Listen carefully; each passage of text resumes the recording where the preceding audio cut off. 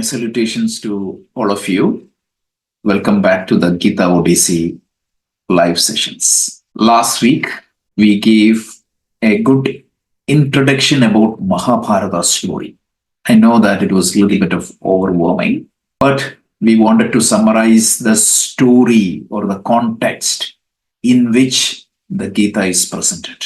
But don't worry about that story. We just presented the story for the sake of completeness, because the teachings of the Gita do not have any dependency on understanding the Mahabharata story. But since it is better to understand the story to appreciate the value of the Gita, that is why we presented it.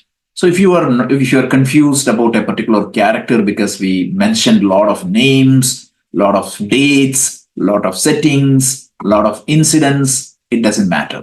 So today, before we jump into the actual shlokas of chapter 1, I got a lot of requests from a lot of people attended the last class to relate the historical Arjuna with each one of us. Because I am not studying Bhagavad Gita to understand the story of Arjuna. I am not studying Bhagavad Gita to do a research in history. I am studying Bhagavad Gita as a transformation manual for myself, as a roadmap of myself. So if I take Arjuna's problem and see how Bhagavad Gita solved it, that will not help us. What is going to help us is to find that Arjuna within myself. Because there is an Arjuna in each one of us, and each one of us are waging a Kurukshetra battle. It may not be a physical battle, but every life is a battle, and there is an Arjuna in each one of us. So we need to create that clarity. We need to understand where exactly we stand. What exactly is my fundamental problem that is addressed by Gita? Then only I can make maximum out of the Gita's teachings. Otherwise, I may appreciate Krishna had a good counseling for Arjuna, and Arjuna's problem is solved. That is not the value of the Gita. So let's spend today's discussion. We will start with the Mahabharata context, and let's try to understand what exactly is the fundamental problem addressed by Bhagavad Gita. And let's use the Q&A session to answer any further questions or any further thoughts on this particular topic. So without any further delay, let's get started. So today's topic is, we are zooming into the context of the Gita, and we are trying to understand from Mahabharata, which happened 5,000 years back, and we are taking that back to ourselves. So what happened? How the Gita happened? Last week we talked about the context in which the Mahabharata war happened. So to summarize, what happened was, in that ancient lineage of kings, whenever the dharma compromised, there is some issues. And that resulted into a big civil war 5,000 years back, happened in ancient India. And there is one incident in that civil war Maharshi Vyasa has taken, and that's where he put the whole teachings of the Bhagavad Gita.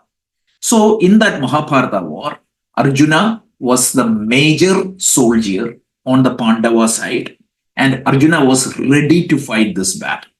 And the Kaurava forces were mighty, they had a larger army, and the greatest strength, as Avanti was talking last week, Pandava has what? Krishna. So with the guidance of Krishna, Arjuna went to this battlefield, and he got completely perplexed in front of that battlefield. He was completely not sure what is right, what is wrong, and he perplexed in front of life. This is exactly the problem each one of us have. What exactly is creating sorrow or suffering for us is a variable from time to time, but that we are subjected to sorrow, that something can disturb us, that something can disturb our equilibrium and put us down. That is a common problem. And that is exactly what is addressed by Bhagavad Gita. See, again, one more time.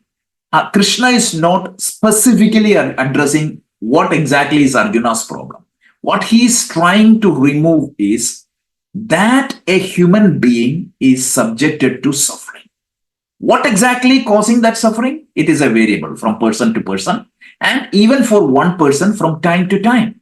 But that I am subjected to suffering is a constant truth for almost all the human beings. So, how can I educate myself? How can I retune myself? What vision I need to have to get above these sufferings? Because life is a part and parcel of these type of problems. If we think that all the problems will be solved tomorrow and we'll have a smooth sail, that is not going to happen. Like as we grow old, right? Health problems will come, finance problems will come, problems will come, family problems will come, all the political problems will come. So if each one of these problems is going to put us into that suffering mode, we cannot navigate the life. So that is what Krishna is going to talk. Let's see a little bit more. So this battlefield is a battlefield for life lessons. Please don't consider as a historic conversation happened 5,000 years back. So there are certain things we wanted to present before we go into the actual Bhagavad Gita verses. The first point is why Maharshi Vyasa chose this battlefield as the context of giving a spiritual teaching. He was actually breaking all the conventions up until now. This is a historically unique teaching in the history of the spiritual textbooks. If you take the teachings of Bhagavan Buddha, all these teachings are happening in a very calm, silent mode. If you take Upanishads, all the teachings are happening in the serene, calm environment of Himalayas. So that environment itself is going to relax you. So there was a notion, or there was a mistake, or there was some misunderstanding for a lot of people that spiritual teachings are not given in the din and roar of the life. The actual life, not at the midst of the actual life problem, rather it is meant only for ascetics or only at certain stages of life. Swami Chinmayananda used to say that a lot of people thought that the spirituality is either for retired or retarded, not for the active, dynamic people who has to go and face their life, who has to face their battle in Wall Street, who has to face their life in the difficult situations of life. Spirituality, conventionally, it was taught that spirituality is not meant for such people. That is why Bhagavad Gita's context was carefully picked, deliberately picked by Maharshi Vyasa in the midst of a civil war. Not even the war, but a civil war. The civil war is one of the most difficult situations a person can have because he's not fighting a battle with enemies. He is fighting a battle with his own kith and kin. So that is the stage, or that is the context or settings the Bhagavad Gita was taken. And that is why the teaching, the Arjuna's problem, if you think about our problems and Arjuna's problem, our problem is nothing. So if the Gita can transform a person who is in a civil war with such difficult situation, and if that teachings can be given, Krishna didn't drive his chariot to a calm place and didn't start the teaching. He started teaching in the midst of the battlefield. So this itself is a big lesson for each one of us because the Gita's lessons are not meant just for only people who follow a religious life. It is meant for each and every one of us. And one more point before we jump into before we double click into this particular fundamental problem. The Mahabharata problem, the battle, even though it's a historical battle, I'm not even challenging the history or anything like that. The definition itself of itihasa means thus it happened. So definitely there was a civil war. You can see the traces of that civil war even in India. But what Maharshi Vyasa chose is he chose an ancient battle that happened in ancient India and he overloaded with whatever spiritual teachings he wanted to tell. So even though there is a battle outside, Mahabharata battle is a battle within. So this is very important to understand the Gita. So just like there is a battle that happened outside, you can see that in each one of our mind, a battle is happening. And this battle within is much dangerous, much difficult than the battle outside. Arjuna is representing our individuality. It is our self control, which is about to fight this battle. So, when you think about the battlefield, what exactly is that internal battlefield? Our internal battlefield, our own mind. So that in that internal battlefield, there is a constant war happening. One is the destructive emotions, and I don't want to use that term, but without any other term, I have to force to use that tendencies which brings us down. In the 16th chapter of the Bhagavad Gita, this topic is elaborated. What is that battle within? It is called asuric tendencies. You can say negative tendencies, or you can say demonic tendencies. These demons are not outside, they are within us. So that thought which tells me to cut corners, that thought which tells me, okay, do this cheating or take this shortcut, violate this rule, all those are forces in my own mind that is constantly trying to take control of my mind and trying to put me down. And there are a certain values called the Deva Sampati, which is the good values. They try to resist these negative tendencies or demonic tendencies. So there is always constantly a war is happening. Meaning who governs my mind, whether it is these asuric tendencies for the Kaurava forces or the Pandava forces, determines my course of action. This battle is the battle within. And this is the battle the Mahabharata war symbolizes. So the war in the Bhagavad Gita is only a context. A lot of people think that this is a war-mongering textbook. Absolutely not. The best definitions of ahimsa comes in the Bhagavad Gita. We will see that in the 16th chapter. But this is important to understand. So what we said is Arjuna, Kurukshetra battle and the Mahabharata battle is only context. Don't give too much importance to context and miss the message. So this is very important. And second one is this battle, Mahabharata battle symbolizes a battle within.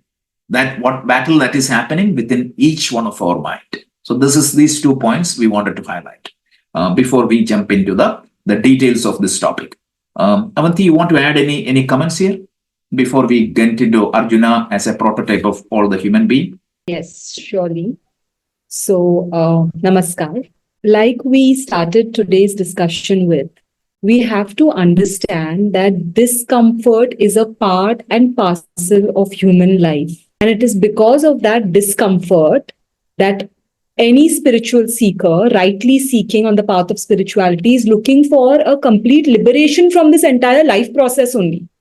People who are not connected to spirituality would say, as long as my life is going well, as long as I have everything, kings and princes and all of that, I'm fine. I don't need to be liberated. Why would I study spirituality? But for anybody who is keenly understanding the subject, keenly understanding the world and what is happening, especially in this Arjuna context, would be seeking liberation. And that is what Vedanta, Advaita Vedanta pushes for. In fact, Krishna declares in the Bhagavad Gita that this world is a dukkha yoni. No matter how good a womb of sorrow, like, every joy has within its womb a sorrow that's about to manifest. At every joy, at the heel of every joy, there is a sorrow. So it's very important to understand that we have to start amongst everything good that we are experiencing. We have to start understanding or recognizing the seed of sorrow that is just waiting to manifest, just waiting to flower and bring us down from that point. In fact, Samartha, he challenges the human mind that look around and see who in this world is eternally happy. And this constant discomfort in us will never ease until we get onto this path of seeking what is truth in our life. So that's the first part that we covered. The second part we've already covered in the myths quite intensively. We've covered that the Bhagavad Gita is not for the retirees or the ascetics exclusively. So definitely not for the ascetics, because if they are actually in that part of asceticism, they would be like, pursuing the Upanishads, like Rajesh said, in the mountains, like, how Buddha taught in those kind of scenarios. And it's not for the retirees, because which 90-year-old or 100-year-old have you seen getting into the battlefield in our life? It's for us. It's while actually the Bhagavad Gita has to start in school, so that before we step into the actual Kurukshetra of life, as children we are protected, but before we step into life on our own without our parents, that's the time we should have this Bhagavad Gita pitter pat, because that is what it teaches us to live and conquer. By the time we are old, we've already lived our lives. Now, if any of us are of advanced age over here, don't get disheartened, because Advaita Vedanta also emphasizes the theory of reincarnation. So better late than never.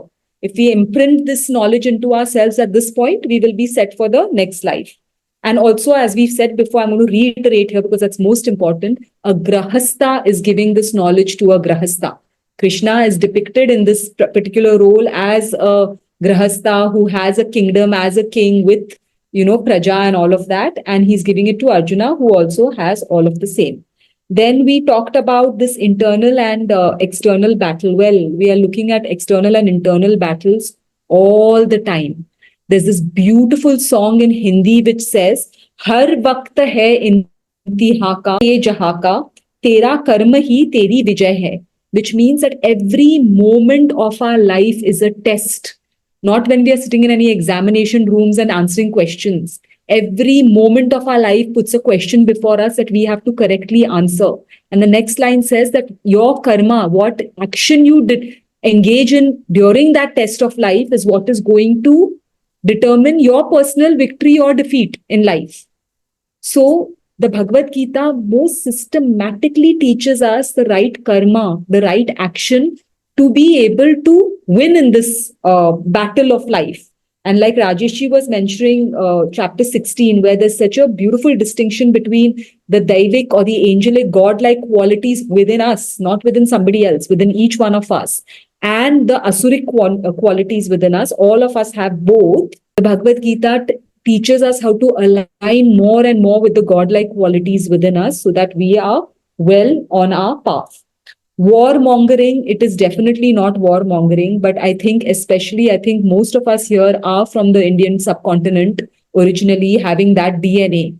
But there's a lot of passivity within us.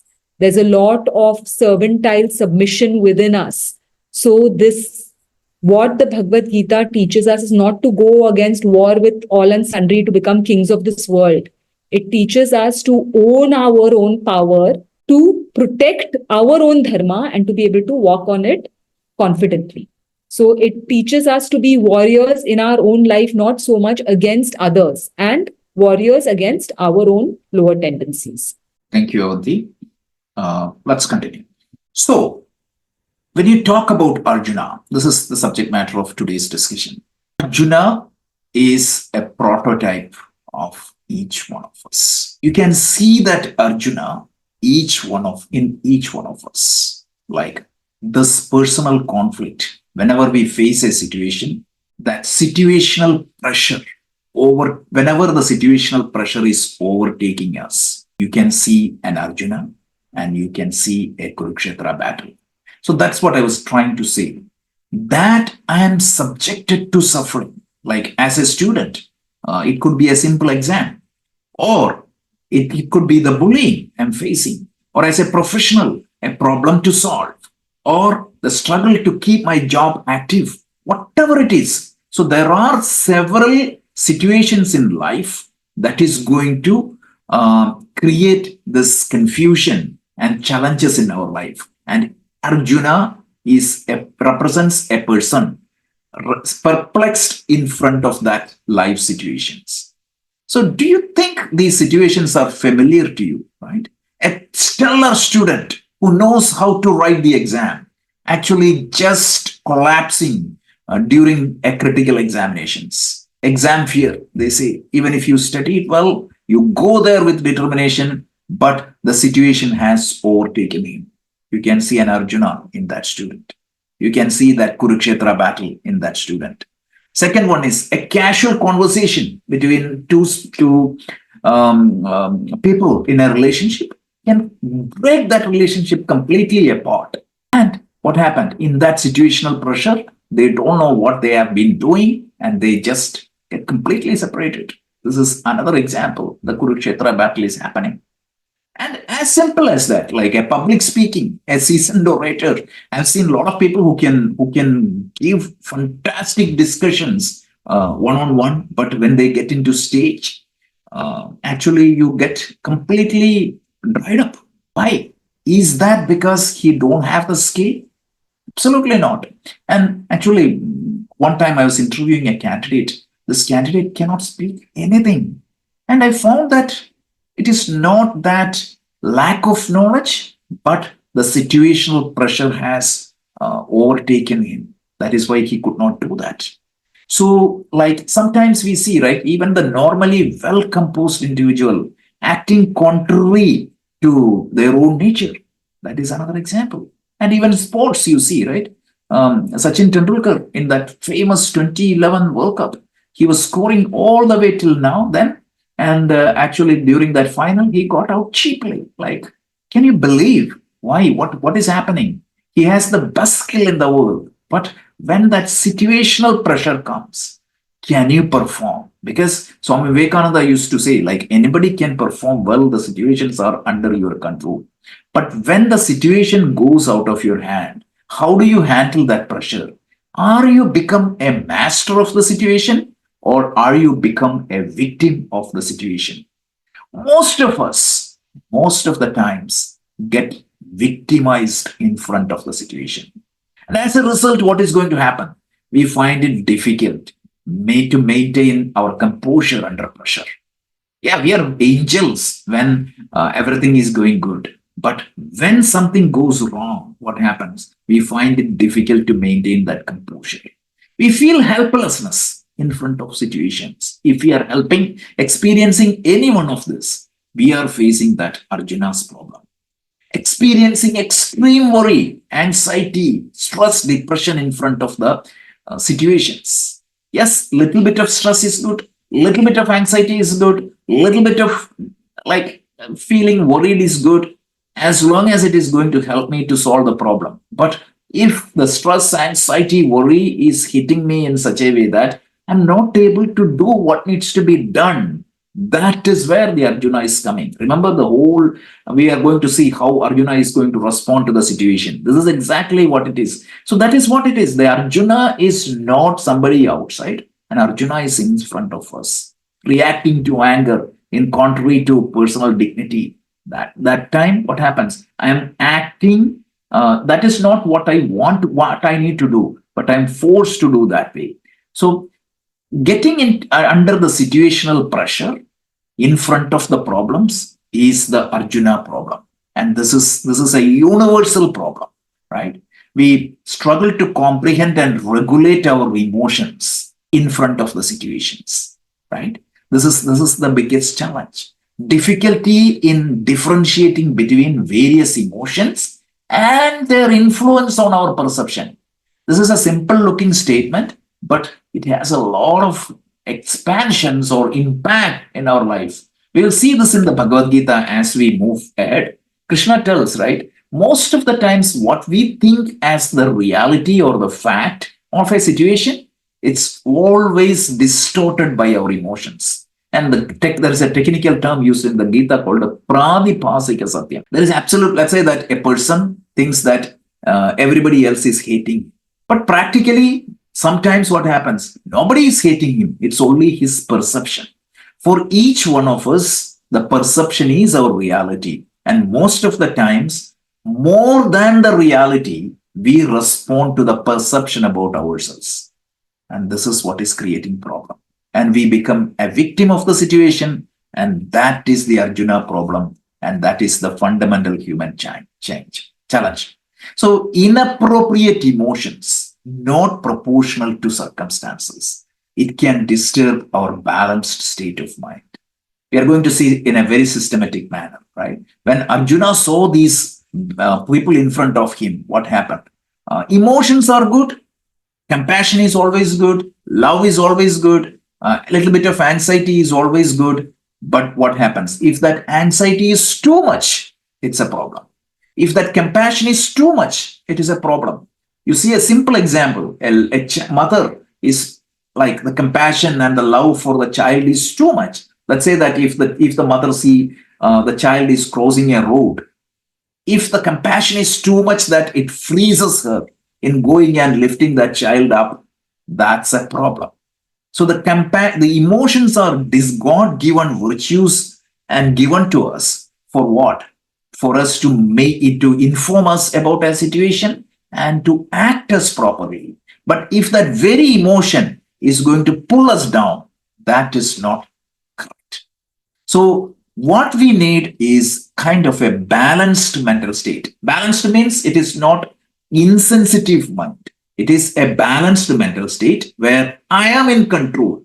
Because if I am not in control, I cannot control my system at all. Let's say that if you're driving a car, if you are not in control, what is going to happen? Where exactly the car is going to go? It is going to collapse. So like that, the mind is the biggest tool given to us. And if we are not on top of our mind, if you don't have control over our mind, that's a problem. This is the training the Bhagavad Gita is telling, right? So if the mind is not in our hand, we will not be able to perceive the facts accurately. So many times, right, different personalities, how they process information so differently. I think, how can they even think about that? Because they're not perceiving the fact accurately. And then what happened? Their feeling and the emotions are taken into a different level, not based on what the reality is, but based on what they perceived. And this is going to create a chaos. This is going to create a problem. And this is the fundamental problem that Gita is addressing. And what is the impact of these problems? We cannot navigate under pressure. Such people who is vulnerable in this particular way, they cannot navigate life. When a problem comes in, they are done. They cannot move ahead. And then they may have all the knowledge. They may have all the resources. They may have all the skills, but they completely feel helpless. And they will be overwhelmed by the circumstances. In spite of being a master of the situation, they become a victim of the situation. This is the problem. And the feelings of inadequacy, they always feel that, okay, I am lack something. My life is not worth. And if you look from outside, they have almost everything. This is what the problem is. Most of us can face the challenge most of us are capable of facing the challenge in front of us. But what happened? These destructive emotions and thoughts always impact our ability to take control of the situation and ability to master the situation. So this is Arjuna's problem. And you can see that in the life of a student. You can see that in the life of a Wall Street professional. You can see that in the life of a CEO. And you can see that in the life of a homemaker. This is the problem addressed by the Gita. So what Gita is trying to say is, as is the mind, so is the man. So what we experience at any point of time, right? Be it tranquility, or be it frustration, or be it anger or jealousy, are nothing but it is the state of mind at that point of time. It is not a situation that is going to make you miserable. It is that state of mind you develop in response to that situation is what is going to make. This is pure psychology. You go to read any psychological book, this is exactly what you read. So this is what is going to create your mental state.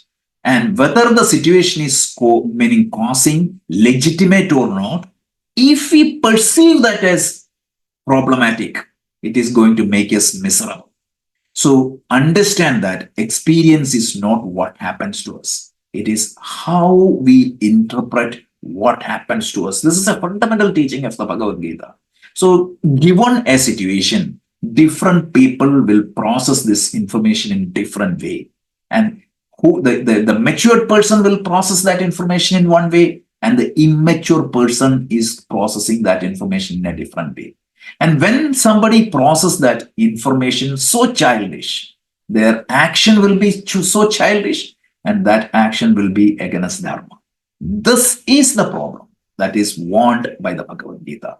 So what Krishna is not telling us is whether to fight a war or not to fight a war. Krishna is going to tell Arjuna, I am going to make you in such a way that you can process the information properly, you can perceive the information properly, and using your own judgment, you can decide what is right and wrong. And that is the skill taught by the Bhagavad Gita. And that is why it is considered as one of the life transforming manual. Because, mind you, again, it is not a teaching to guide Arjuna whether to wage a battle or not. It is a teaching given to Arjuna, to humanity through Arjuna. How do I deal with the sorrow and the suffering? And that is why this teaching is considered as universal. So can we take the mind for granted, right? No, we assume that always the experience, let's say that I'm frustrated. I think that, okay, the experience provided by mind is always accurate. But the practicality is most of the times the experience provided by mind is not correct. We cannot trust our mind completely because the information provided by the mind or the experience provided by mind, it may not be always accurate. Most of the times we think that we have control over the mind. But most of the times the fact of the matter is that I do not have much control over the mind. And then what is going to happen? Whatever I perceive, see, and feel varies. The way my mind is programmed. So that is what is creating all these issues. So this is what we wanted to see. So this challenging situations, when it happens, what is going to happen? Let's say that if everything is going good, my mind is happy. Let's say that an unexpected challenge comes in front of me. It can lead to mental unrest. It can create agitation. It can create emotional overwhelming. And what is going to happen? Such an unrest, when the mind gets disturbed, what is going to happen? It can distort my perception of the situation, and sometimes it creates problems that don't even exist.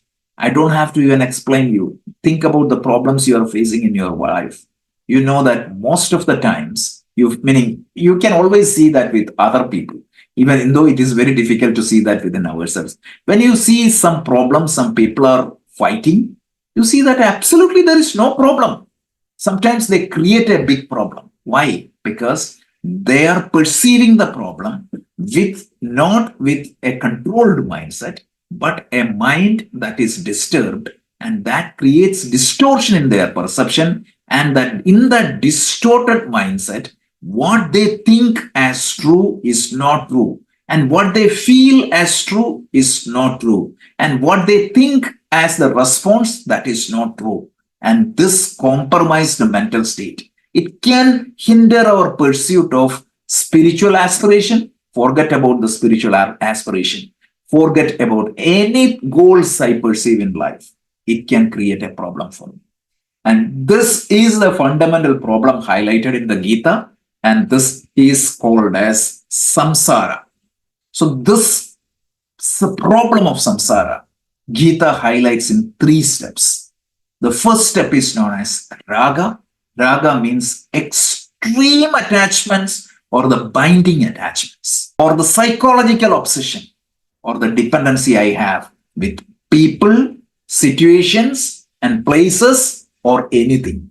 It may not be with people alone. It could be with certain situations. It could be with certain circumstances, everything. If I have extremely binding attachment or psychological obsession with people, situation, or certain way of operating model, it can create problems. And whenever there is a slight threat or a slight risk in that attachment, what happens? The emotional overwhelming is going to happen. This is represented by shoka. So if I do not have that emotional intelligence, what is going to happen? These binding attachments can create emotional turbulence in my mind. And when that emotional turbulence happens, What remember, when that emotions are not appropriate and not proportional to circumstances, as I said, like little bit of anxiety is good, little bit of jealousy is good. It is going to prompt me to work. But if that is too much, remember that child, the mother, who is when the child crosses the road, the mother can go and lift the child. But if that mother is staying there, perplexed because of the emotional worry, that is the problem. So raga can lead to shoka and it can lead to moha. When that emotional disturbances happens, I am undeluded. What I feel, I do not have control. What I think, I do not have control. What I act, I do not have control. And I even act sometimes contrary to my own well-being. I've seen this many times. I always wonder, like, this person can solve this issue in a minute, but he makes it as difficult as possible. And in that process, he himself is going to harm himself. This is the fundamental problem addressed by the Bhagavad Gita. Avanti, you want to add any thought on this? So, to put it very simply, all that we've discussed, we have to act, right? We've already discussed this before, that action is the insignia of life. If you're in a human form, you have to act. And in general, like just simplifying it very to the basics, in general, we act either led by emotion or we act by led by discerning thoughts. Now, all these emotions constantly, Rajesh ji highlighted through various slides, emotions, emotions, emotions, emotions, even raga, shoka, moha, what are they? They're emotions that happen. All of these emotions reside in an unsupervised mind. See, a mind that is not supervised has no dimension, has no direction. It is like a child without a parent, that it just goes helter-skelter, it wants what it wants and it wants it now. Or it doesn't want what it wants, it doesn't want and it doesn't want it now. So there's absolutely no supervision on such a mind. And what helps the mind, like he was talking about, we have to have a controlled mind, we have to have a tranquil mind. What brings that mind into that momentum of peace and tranquility is a very, very strong intellect. That's why even when Krishna goes on later to explain the ladder of fall, he stops at that buddhi nashat pranashyati. If that intellect is gone, everything is gone. And then we won't talk about that right now because it's very beautifully described and you have to go step by step in understanding that human ladder of fall. But what we need to understand right now is that this Arjuna predicament, or even the Dhritarashtra predicament, we've spoken about Dhritarashtra also a little bit, right? We've portrayed Dhritarashtra also as a blind mind, completely enamored by his love for his children. And then we bring in Sanjaya, who we've portrayed as a more sound intellect, clear thinking, who's able to see everything objectively and, relate what is happening to Dhritarashtra. In the same way, unfortunately, our hero Arjuna has completely fallen prey to that unsupervised mind of his and is completely sabotaged by his own mind.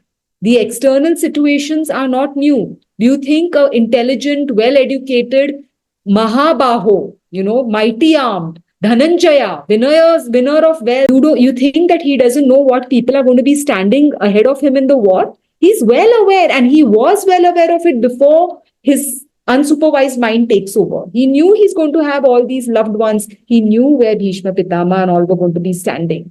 But when he comes there, in that moment where his intellect falls back, his buddhi falls back, and his mind takes over, that's where it starts absolutely cascading downhill for him. And that's where Krishna, in one aspect, portrayed as the clear thinking, the clear buddhi, the clear, strong, empowered intellect comes in to bring that mind, that fallen mind of Arjuna, back on track. So we have to always see this when we are going about our lives and when we try to relate ourselves to the Mahabharata story or to the Bhagavad Gita situation context, is that wherever we are dismantling in front of our problems, we have to understand what Krishna says, our own mind has become our worst enemy.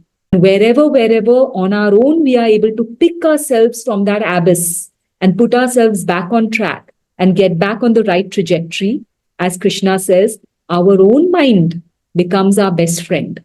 and salvages us out of that mess that we put ourselves into.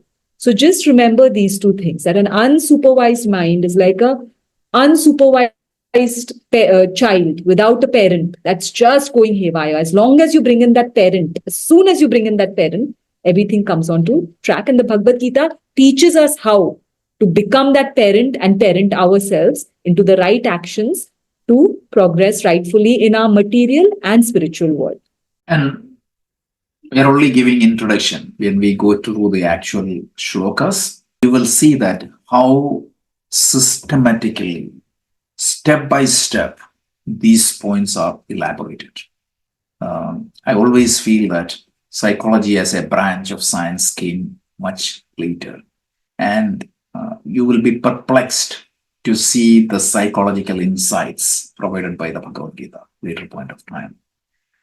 You can even do a one-on-one mapping with what is given in the psychological textbooks and Bhagavad Gita.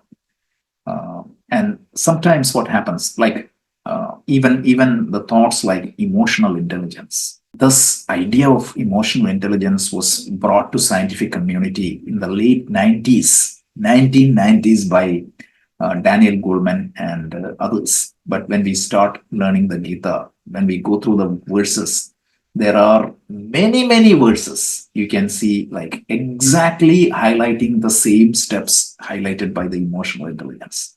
So this is very interesting, very scientific, very systematic. But this particular equation, raga leading to moha, shoka leading to moha, binding attachment or the psychological obsession in our mind, it leads to emotional disturbances, leading to lack of emotional intelligence, leading to delusion, and we become a victim of the situation. This is the problem of samsara. This is the problem of day-to-day life highlighted by the Bhagavad Gita. So please keep this in mind, and this is very important. So let's do a little bit more analysis before we do. So the context of the Bhagavad Gita, this challenge of the human mind, which we just discussed, raga leading to shoka, leading to moha. This is what is painted through Arjuna, a distinguished warrior who was about to go and perform his duty, and in front of the situation, binding attachment, he had emotional overwhelming, and as a result, what happened? He got completely perplexed. So the one thing we need to understand is the question here is not to fight a war or not. You see in one of the commentary of Bhagavad Gita, the great master Shankaracharya tells, if Arjuna was giving his arguments not to fight the war with a clear mind, with a proper thing, Krishna may not have objected to that. The reason why Krishna was confronting is not Arjuna's decision, but Krishna was confronting Arjuna's ability to perceive information, to process information, to see that he is processing the information rightly, he is analyzing the information rightly, and he is using all his knowledge and the faculty to make the decision correctly. And when that fails, any decision comes out of a weak mind is not good. Shakespeare beautifully tells this in the Macbeth, the story of Macbeth. Any decision comes out of a weak mind is not good. The decision has to come from a strong mind, whether it is to move ahead or to retreat. You can very well retreat from a situation, but that decision is not taken because of that emotional breakdown. That decision should be taken with proper reason and value. Otherwise, it's a problem. So this is the context of the Bhagavad Gita. So you can see the challenges that are happening in the external world. You perceive that challenge as an individual, right, through your five sense organs. And how do you process? You have an emotional brain and a thinking brain. Sometimes what is going to happen? Your emotional brain overtake the thinking brain. And because of that raga, shoka, and moha, it create a depression and a delusion. This is what is the Arjuna's problem. So the surge of destructive emotions and thoughts, It is going to disturb the mental and make us fall in front of the situation. And any situation that disturbs our well-being or the well-placed mental state, samatvam, the Bhagavad Gita is going to highlight that. And Bhagavad Gita is going to tell that the path of yoga, the purpose of the yoga, one of the definition, the well-known definition of the yoga given by Krishna is samatvam yoga. Yoga is your ability to keep that mental equilibrium. That doesn't mean that your mind will not be happy or sad. No, the mind will be happy and sad depending upon the situation. But is that sadness is going to take you completely outside of what needs to be done? That is a problem. So that is what is addressed by the Bhagavad Gita. So our request is whenever you study this Bhagavad Gita or whenever you think about a situation that disturb your well-placed mental state, you see that as a Kurukshetra battle. And if you are experiencing that, you see an Arjuna in yourself. And that is what is addressed by the Gita. So the Gita needs to be studied to retune our mind, to gain control over my mental activities. The ideal definition for yoga given by Patanjali is Yoga Sutra is Yogaha Chitta Vritti Nirodha. The same definition comes in the chapter 6 of the Bhagavad Gita. Your ability to control or master the mental activities is yoga. And when you do that, what is going to happen? You get that samatvam, the equanimity of the mind.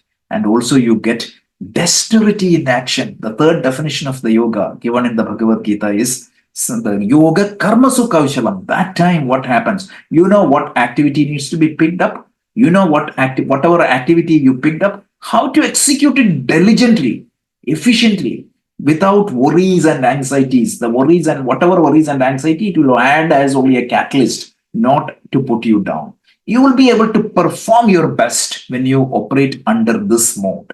This is the teacher versus Duryodhana. Let's not worry about why Arjuna think that way. Bring this to our life, the situation we face in our life. You can see a Duryodhana in us. You can see a Dhritarashtra in us. You can see a Sanjaya in us. So how can we use and try to understand the teachings of the Gita? This is very important.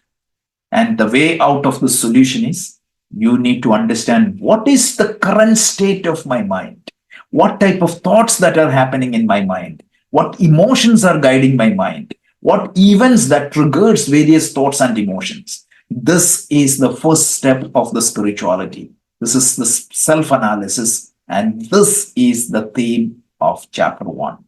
The chapter 1, the Bhagavad Gita, just helps us to deep dive into our mind and try to see the forces that governs my mind, the forces that takes control over the mind, the forces that determine my mental state. This is the theme. If you read the first chapter of the Bhagavad Gita as Dhritarashtra Sanjaya or Arjuna's sadness, you will not get anything. And that is why the Arjuna's shoka, Vishada, Arjuna's sorrow has become a yoga for the entire rest of the world, even for Arjuna, because that sadness leads to a self-analysis, and that is going to help us to understand how our mind functions. So identification of the problem is the first step towards the solution, because if I don't know that there is a problem, I will not be able to solve. Like there is a beautiful psychological book. It tells there are two types of people. The first set of both of them are confused. Let's say that they're driving to a particular address. Olden days without GPS, they are driving, and both of them both of them are lost the route. The first person know that okay, I lost. When he knows that I lost, he can pull into a gas station and ask for directions. And the second person think that he is right. He will continue in the wrong direction. So identification of the problem is the first step towards solution, and understand our fundamental problem via self-analysis. This is the first chapter of the Gita. So the first chapter of the Gita, we need to use that chapter to do a self-analysis. This is what the purpose of the chapter. So I just wanted to give a quote by the great master Paramahamsa Yogananda. He wrote a brilliant book on Gita called God Talks to Arjuna. He tells the purpose of the first chapter. In his commentary, he writes, find out what you are. because you want to make yourself what you ought to be. And that is the purpose of the first chapter. So we have a quote here. So, like Arjuna on the battlefield, we face our own conflicts, but with Krishna's wisdom, we can navigate that challenge. So we need to see that Arjuna. The Arjuna needs to be shifted to myself. That is what the key is. If you study this as an Arjuna's problem, we may appreciate Krishna's wisdom, you may praise the worth of Gita, but that will not solve our problem. So let me pause here and see Avanti has any additional comment on this, the importance of the problem statement and the first chapter of the Gita. Yeah. So it's very interesting. I found it very interesting when Rajesh said that everything that Arjuna stated, actually Krishna would have taken on board if it came from a very sound mind and a very sure intellect. Now, I want you to just experiment with this, because this really, really made me understand this whole pitch very well. Many readers of Gita, first time readers of Gita, and I know personally people like this, who pick up the Gita. A very close relative of mine who I love very much actually did this. Pick up the Gita, read the first chapter, a little bit of the second chapter, and chuck it away. And they say, we don't understand. Whatever has been argued by Arjuna in the first chapter is absolute truth. In fact, Krishna is brainwashing him that whatever he's saying is false. They've not read the rest of the Gita, or they've not understood what precedes the Gita. They have no context. They've just read that first chapter. And they said, whatever Arjuna is speaking is the truth. And actually, if you go to see, do this experiment yourself, once we finish with chapter 1, whatever reasoning Arjuna is giving not to fight this war, pretend in your mind that Duryodhana is giving these reasons not to fight the war.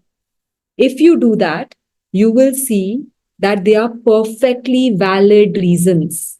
If Duryodhana had not fallen prey to his greedy mind, if Duryodhana had used his intellect, and if Duryodhana had pitched these very reasons not to fight the war in front of his father, in front of his guru, Mahabharata war would have never happened, and we would have been saved of that colossal battle and the horrible consequences. So the argument is not wrong, as many people who don't understand the context of the Bhagavad Gita, what follows in the Bhagavad Gita, say.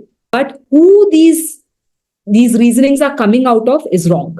The very same reasons coming out of Duryodhana would have been worshipped for time immemorial and would have been the savior of this entire debacle that history has seen.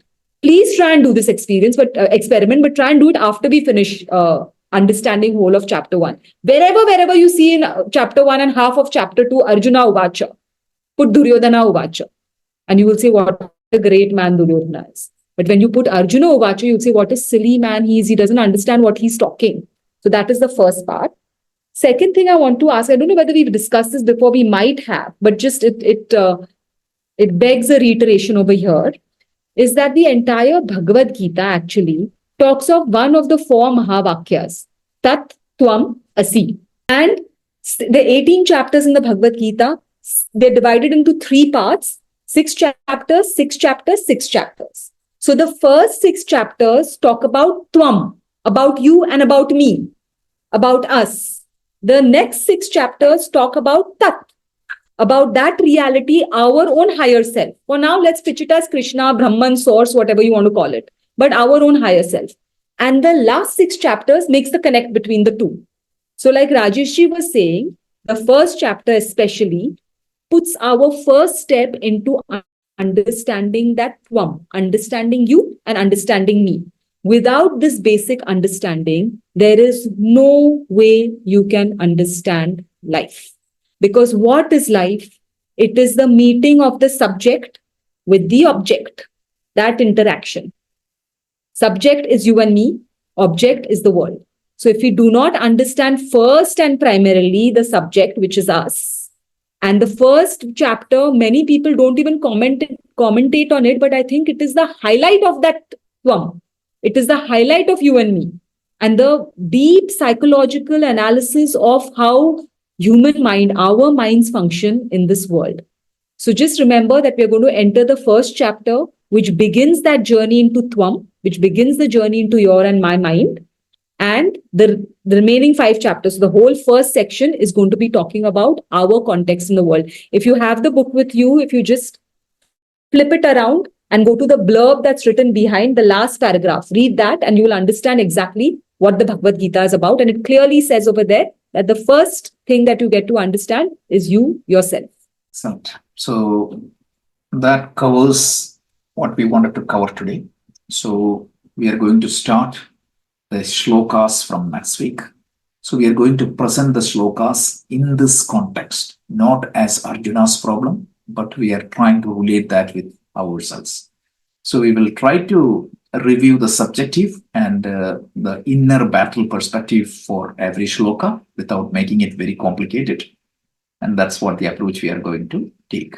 So next seven sessions, we are going to talk about the self-analysis, trying to see what exactly, how the fundamental human problems manifest within the context of Mahabharata, and we will even go out of the context and see how that problems get manifested in our own life. And then from chapter 2 to 17 is the way the Bhagavad Gita is structured is the first chapter of the Gita can be considered as the problem statement. The second chapter is a quick summary of the entire solution. And chapter 3 to 17 and say an elaboration, double click of everything you cover in chapter 2. And then chapter 18 is a recap. So that is how it is brilliantly structured.